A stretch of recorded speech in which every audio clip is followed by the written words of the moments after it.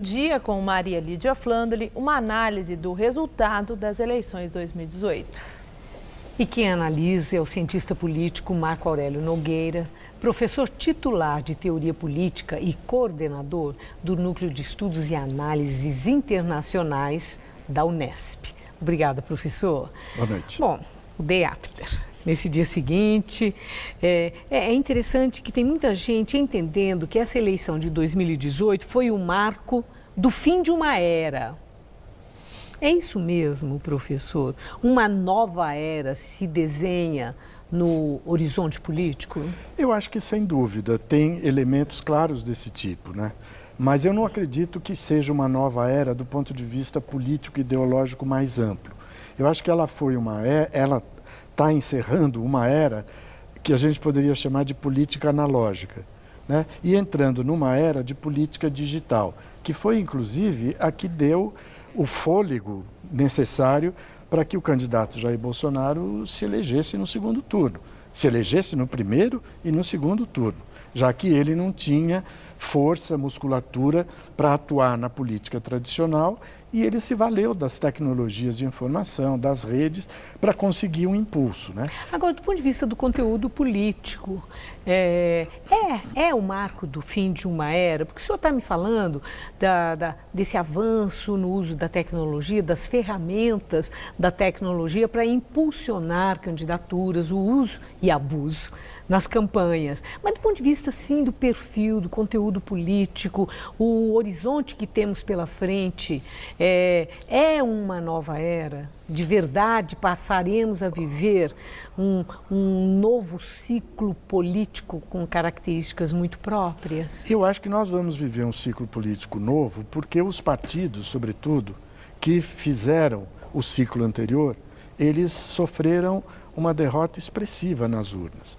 Não tanto o PT, que o PT mostrou resiliência, capacidade de sobrevivência e sai das eleições tão forte quanto entrou do jeito que entrou nelas. Mas os outros partidos, eles foram varridos do cenário parlamentar por essa irrupção na vida política brasileira do PSL, né?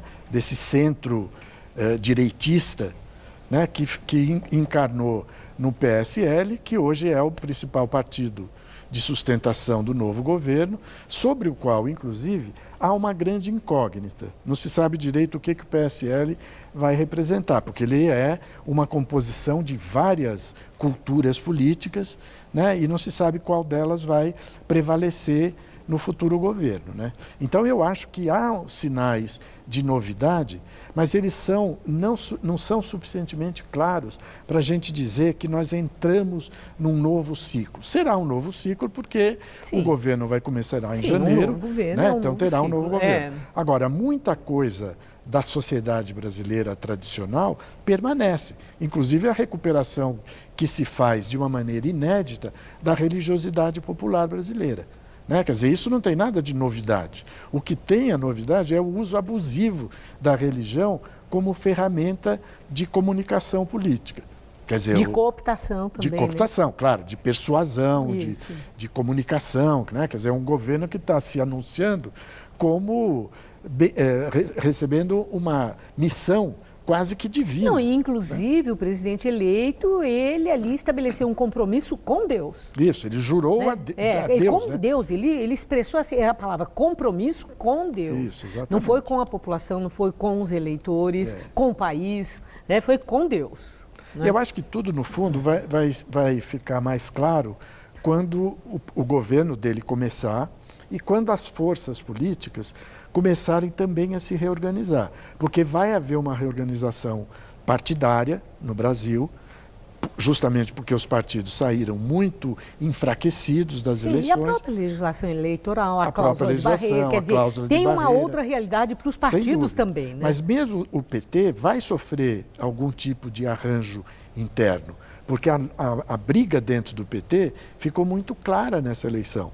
O próprio candidato petista, o Fernando Haddad, ele teve que caminhar no meio de cristais, porque não foi fácil ele organizar a campanha dele tendo a direção do partido pressionando por uma coisa, o Lula na prisão pressionando por outra, e ele sendo obrigado a fazer movimentos de diálogo com pedaços mais amplos da opinião. E se saiu bem, né? E se saiu bem. Porque foram o quê? Conseguiu. 47 milhões né, quebrados de eleitores. Agora, é interessante, ele estava forte, estava altivo ontem, naquele discurso que ele fez após ele saber da derrota, mas ele disse que o Brasil tem outro, que ele representa 47 milhões de brasileiros e que o Brasil que essas pessoas têm outro projeto de Brasil na cabeça.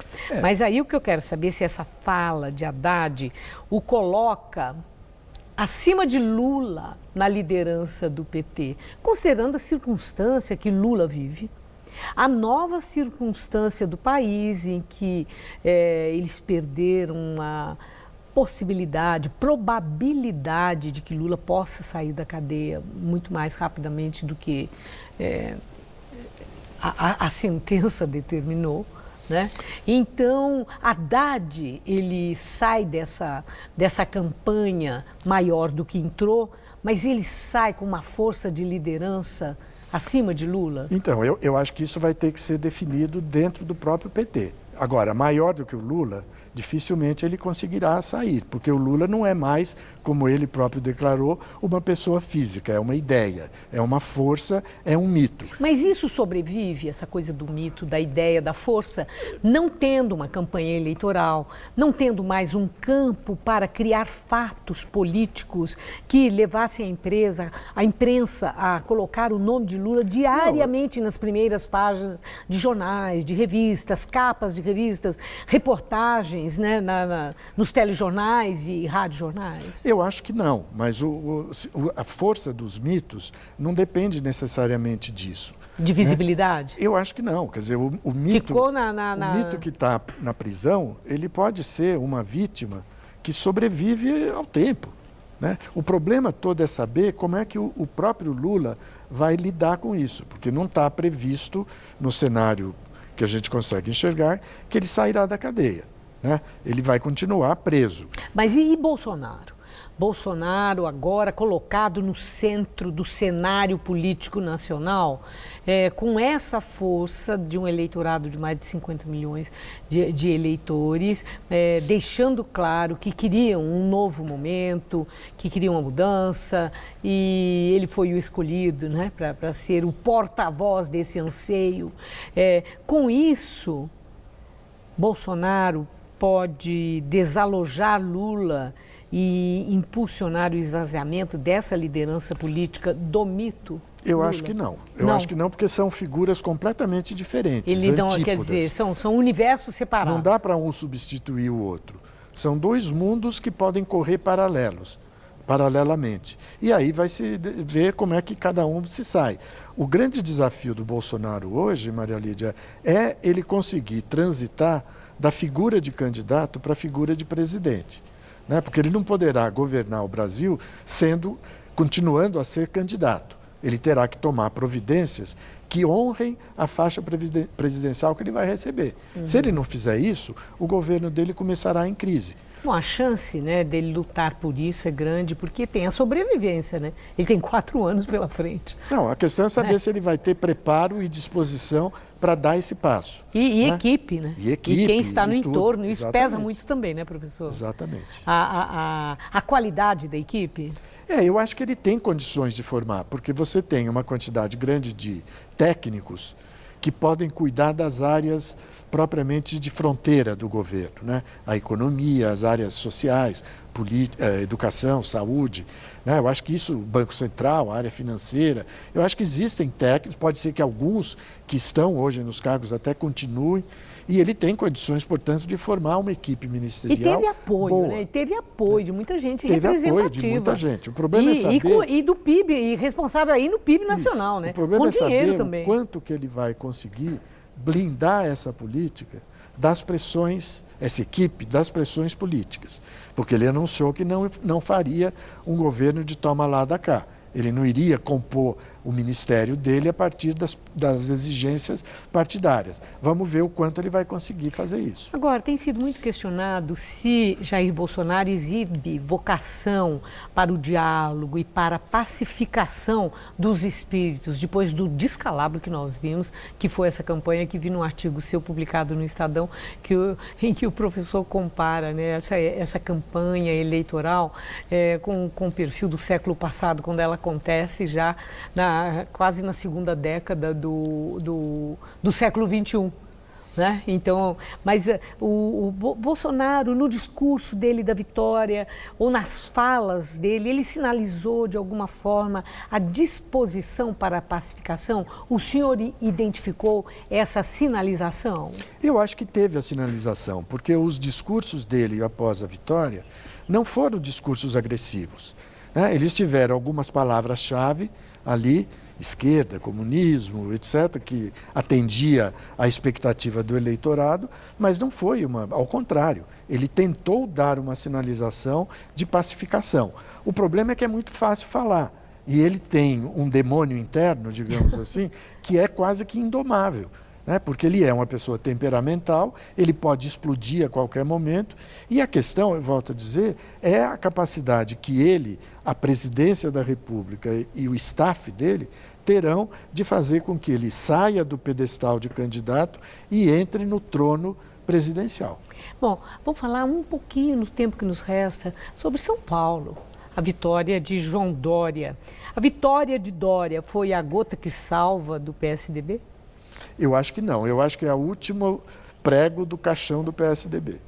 Porque o Dória não é um tucano de origem, não é um tucano de raiz. Mas não é disse ontem no discurso, não saio do PSDB. Mandou um recado com muita ênfase. É a mesma coisa. Dizer é muito fácil. Agora, ele não é visto como um cara do PSDB pelos próprios tucanos e ele não tem um pensamento que faça algum tipo de elogio à trajetória do PSDB.